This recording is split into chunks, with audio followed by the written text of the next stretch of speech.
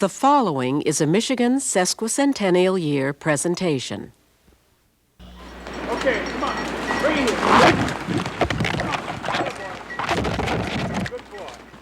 Good boy. Come on, come on, come on. Here. Come on, attaboy. Hunting the ruffed grouse, a plentiful game bird of the northern woods. You're going to share an afternoon with English setter Bing, his owner, Jim Hamill, and we'll cook up a terrific grouse recipe. So stay tuned. I'm Fred Trost. It's Thursday night, time for Michigan Outdoors. When you're hunting upland game in the fall, the worst thing you can wear is denim, Levi's. Blue jeans soak up water like a wick, and they don't evaporate. You get cold. Nor does denim protect you from thorns and stickers. That's why a pair of hunting chaps is my choice. These are made from Cordura, or one of the modern water-repellent tough fabrics that protects your legs from just about everything. Somebody sent me these to try a couple years ago, and I can't remember who, but I wish they'd contact me again. I know lots of people who would like to get a pair. For safety, when you're upland game hunting, blaze orange is required in Michigan, either a hat or a jacket or a vest. Keeps you and your hunting partners visible to each other. Now the shells for grouse hunting. Well, a lot of hunters shoot a 20 gauge because it's a lighter gun to carry than a 12. You'll be walking through some heavy cover, and after a few hours, a long-barreled heavy gun will grow tiring. But no matter which gauge you choose, you're also going to have to choose a shot size. Now this is number 4 lead shot, normal load for ducks and geese. These are 6s. Considered a pheasant, rabbit, and squirrel load, but the smaller 8s are preferred by many grouse and woodcock hunters. Each pellet isn't as heavy in 8s as the other sizes and won't carry as far, but that's not important for grouse. With a 1-ounce load of 4s, for example, you get about 135 pellets per shotgun shell. Go to the smaller size, like 6s, you get 222 lead pellets, noticeably smaller, but you get 64% more pellets with 6s than 4s. With 8s, you get 407 pellets in an ounce, 83% more than 6s and 200% more than 4s. And grouse hunters have found they need more pellets because so many end up hitting branches and limbs. Oftentimes it only takes 1 or 2 number 8 pellets to bring down a grouse out of the 400 or so you send through the trees. And don't forget a compass when you hunt.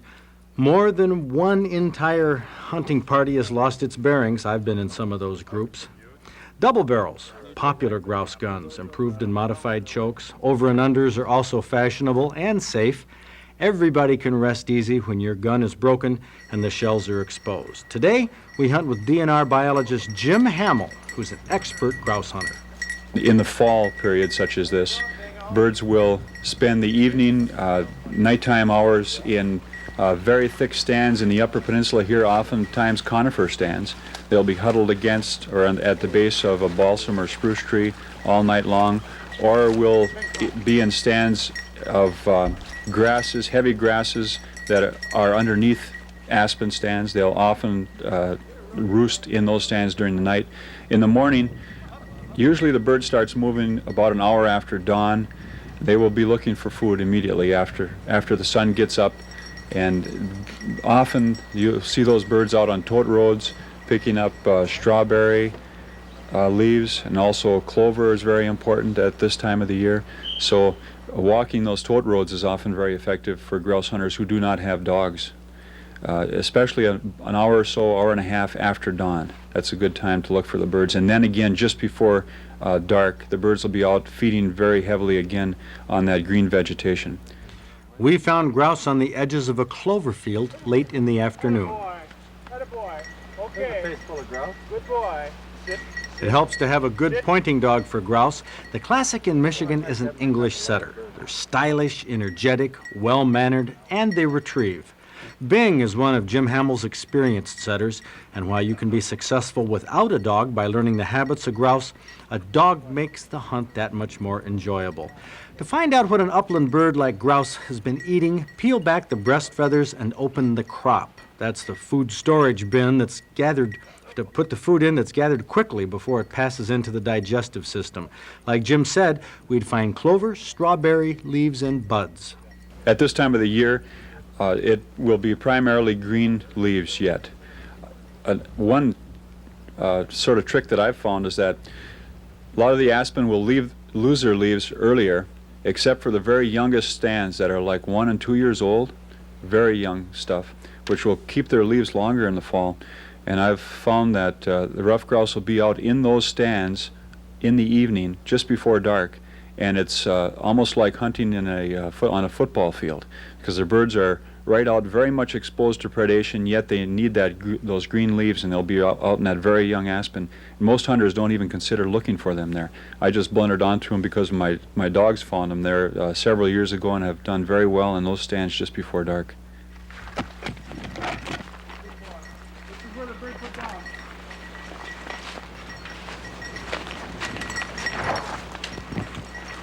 Good boy. There you go.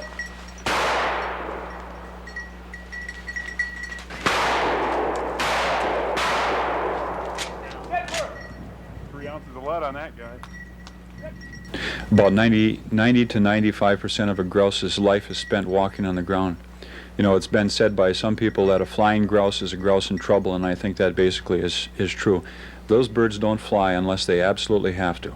If they're pushed into a panic situation, they'll fly, or if they feel like they're cornered and can't do anything else, they will fly. But ruffed grouse don't fly just to be escaping. You know, just as a normal way of life, they will walk almost everywhere they go. That's why they need that overhead cover, because it protects them from their major predators. When they're going from their heavy cover where they roost to their feed, they don't walk the whole way, do they? Sometimes that'd be separated by quite a distance. Normally they do walk. If they are separated by quite a distance, they're in a situation that is not good for their survival. If they have to walk great distances to get to those mast crops or to get to a feeding area, they're exposed on the way. If they cross two rut roads or logging trails, they are exposed when they're in the open like that, and they know it. And that's where most grouse are lost to predation and to hunters, is along those spots. There's actually no loss of grouse. Mother Nature balances the scales every year, and grouse populations cycle up and down, whether they're hunted by man or just by hawks, owls, foxes, and weasels. But we like grouse on the table, tender white meat, the elegant game bird of Michigan outdoors.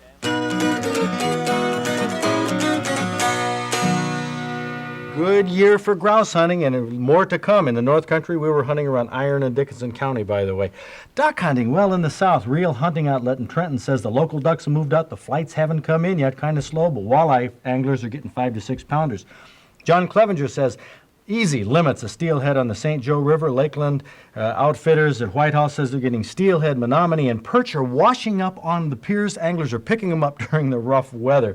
Gales Bait and Tackle Quantico, he says, they're getting lots of perch, and the flight ducks are moving in. Wellman Sports Center says they're getting limits of steelhead in the Au Sable. Chiefs says Houghton Lake, they haven't seen the big flocks of flight ducks moving in there yet. Captain Emil Dean says steelhead is excellent on the Manistee, getting fish every day. Ace Hardware says when they're getting perch, they are the jumbos, up to 15 inches. Adrian says everything's kind of quiet around Rogers City, this part of the state, but it's happening. And Harry Reinfelder says at Muskong Bay, flight ducks are in, hunters getting limits, and limit catches of perch. Talk about limits of huge walleye, 9 and 10 pounders. Bayshore Resort says it's happening in Badenoch. Dick's Favorite Sports in the Keweenaw Peninsula says the leaves are off the trees. Limits of grouse. No flight ducks there, though, and the locals have moved out. Root Cellar in Lake Gogebic says limits of grouse. Flight ducks are in. What about perch? I don't know, but we have one in our trophy book.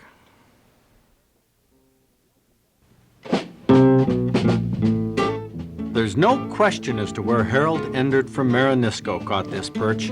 That's evidently his wife holding the nearly 2-pounder.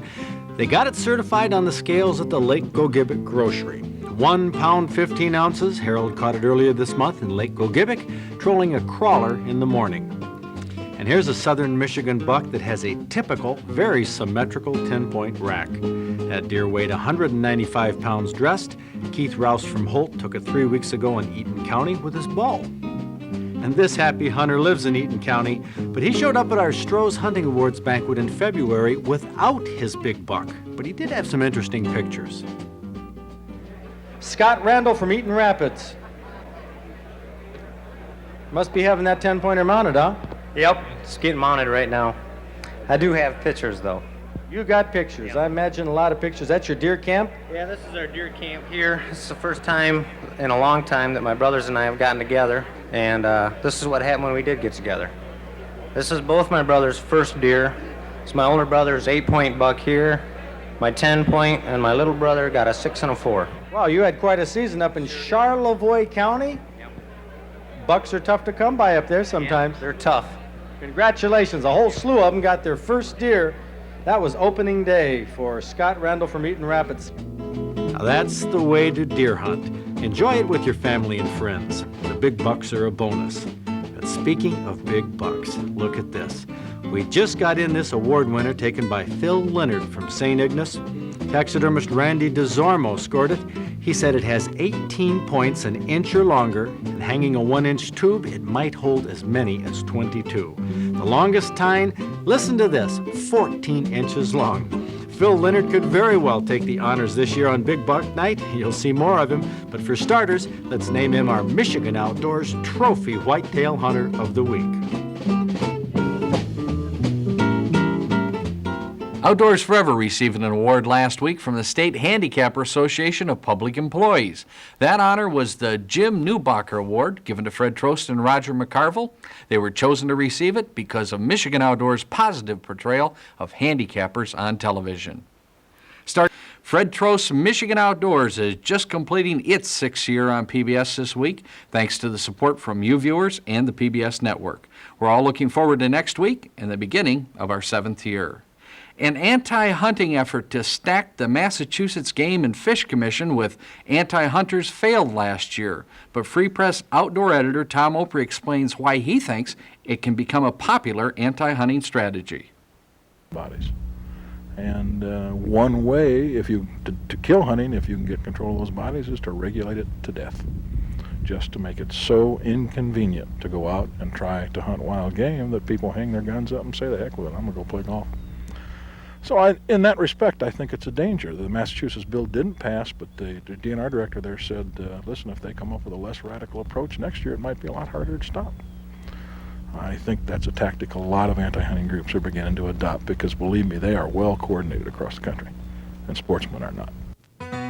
When hunter safety was mandated by law in '71, the program was just exactly that, a short, roughly 6-hour program that hammered it into kids to treat their firearms safely and with respect.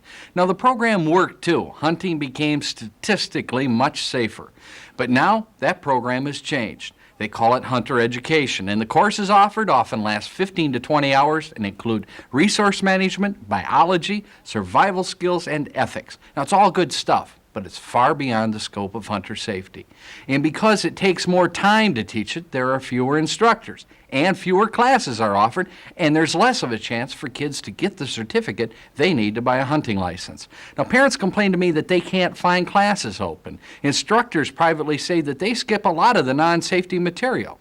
You know, it's time we went back to the old basic approach of safety first, with plenty of instructors and plenty of classes.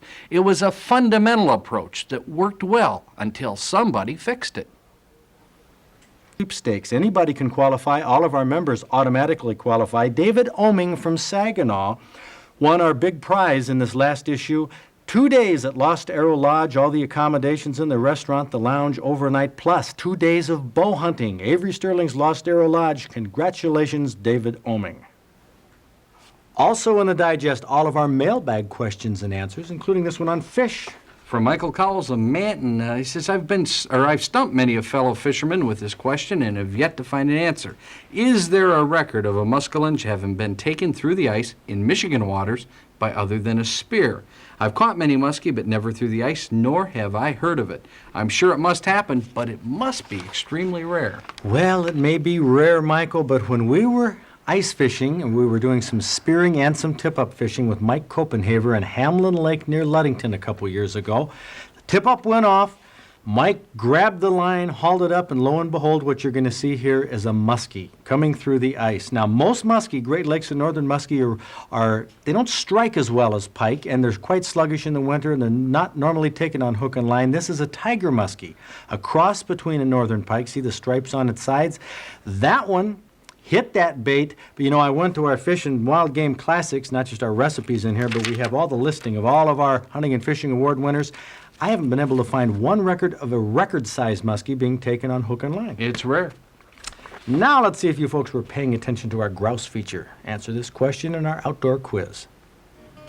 Ruffed grouse are birds of the woodlands, known for their ability to fly quickly through the trees. Do they ever walk? Grouse prefer walking whenever possible to and from feeding areas. They usually fly only when frightened by a predator or other impending danger. Tim Pfeiffer from Davison has had trouble walking all his life because he was born with cerebral palsy. It hasn't stopped him from hunting and fishing, though, because he's learned how to deal with his limitations. My condition came from when I was born. It was lack of oxygen to the cerebral area of my brain. And the damage occurred to my right side, which in turn left my left side affected. And I have limited use of my left arm and leg. Is that, has that condition, you've always had this condition? Always had it in the left side. At one point I was in leg braces, and after several rounds of surgery, I got to shed the leg braces and I grew out of them and been doing pretty good since then. Is this something that is going to be about the same status for the rest of your life, or? Hopefully it'll be the same status the rest of my life. Well, that's good. Shouldn't get any worse. You're partly paralyzed? Is that what you would call it, or? I don't know if I'd call it paralyzed, but I just have limited mobility. But the right half of your body, like shaking hands with the right half of your body, that's fine. That's fine. I guess, and what about the left side? Can you shake hands? Not well. But you can squeeze. Right. I had surgery a few years ago to freeze my left wrist so that it wouldn't drop down and under as much. So I lost all my mobility in my wrist when they did that. But you can grab a fishing rod. You hold a fishing rod with two hands. Yeah, I've been doing that. My dad and I started fishing before I was 18 months old. So I guess my first word was perch. Drove my mother batty. And what type of fishing and hunting do you like to do now? Mainly deer hunt. Used to do some rabbit and pheasant hunting, but the mobility part's gotten a little harder as I got older. Yeah, like that one. And fishing, any kind of fish I can get out and about. Panfish is a lot of fun. So you like the boat fishing? Love it. You have any particular problems with circulation or with any other ailments that are related to? I have trouble with cold as far as my muscles will start going into spasms and make it more difficult to endure the cold. I'm on some new medication that's working well, but I don't know how it will do for deer hunting. Sitting on a stump for more than 2 hours is very painful. Did you experience any undue amount of stress when you're reeling in those salmon and lake trout? I don't know if I had more than other people. I probably did some on my left side since it doesn't get as much activity using some muscles I normally don't use. Any particular comments on Outdoors Forever? What? I really enjoy the concept that it gets out. Some people say, well, how do I join, or is it somebody should join? And if somebody is already active outdoors, I say you don't have to join, you're doing it. It's not a club you join. It's getting out and being active and showing people that it can be done. And Tim Pfeiffer does it well. If you had cerebral palsy, would you have his positive attitude? I hope so. That's the spirit that will allow Tim Pfeiffer and maybe you to enjoy the outdoors forever. You know, somehow looking at it through the camera here doesn't do it justice, but this little partridge breast, geez, it could be chicken, it could be rabbit, just pheasant, about anything. all types of meat. Webster Wood from Clarkston did a magnificent job on this recipe. He submitted to our contest. Bob, you're about done with your plate. I'm done with mine already, and we haven't even gotten started on this recipe. I'm working on it. I tell you, it's a simple recipe. Oh, yeah, the ingredients are simple. You got breast, and like you say, you could use chicken or rabbit or anything. You could flatten those out in a dish and put some salt and pepper on them. And that's about the only spices in this whole dish whatsoever. Those really aren't spices, just the seasoning. You could take a slice of onion and just a little bit of celery and put on each breast. And you're just going to layer those on. And there's hardly any celery in this whatsoever. There is. It amazes me how little there is, but how much I can taste it. Yep, just slightly. You're going to make a sauce out of the can of cream of mushroom soup and some sour cream and some beer. And the best way to make this sauce is put it in a blender. Now, you could go ahead and stir it all up, but it's going to take you longer. And you want it definitely completely blended. So there's your liquid, and that's the only liquid in here also. Interesting beer batter for game. That's right. And it's not strong whatsoever. But you know, those two ingredients, sour cream and mushroom soup, whenever I So find a recipe mild. with those, oh, they're always great with small game. Yes, and they're combined in this one. You're going to go ahead and pour that sauce over the top, and then make another layer of those very same ingredients. More patties, sliced onion, Oh, more you know, celery. Kathy, you could have put a lot more. If we had more grouse, you could have There you just go. loaded that thing There you go. with grouse. And it's going to bake in the oven for 1.5 hours at 350 degrees. Man, alive. This is the only living one we have left right here. We're all out on our plate. Disappearing quickly. It stirs you up, Freddie. You're ready for aspen and pointing dogs. That's right. Oh, I tell you. Great, delicate, a very delicate recipe. Not Mild. spicy. And, So mild. And I got to So mention, good. Clarkson's my hometown. I got to say, Webster, you did us all proud. Great He recipe. sure did a great job. Folks, if you can get outdoors this weekend, you ought to. It's a great place to be. We'll see you right here next week. Fire up the oven for this one. Partridge a la Stroh's is the last recipe. Get your digest and information on joining the Outdoors Club to you right away. Sometimes that'd be separated by quite a distance. Normally they do walk. Well, if they are separated by quite a distance, they're in a situation that is not good for their survival. If they have to walk great distances to get to those mast crops or to get to a feeding area, they're exposed on the way.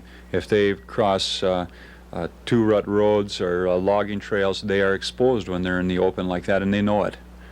And that's where most grouse are lost to predation and to hunters, is along those spots.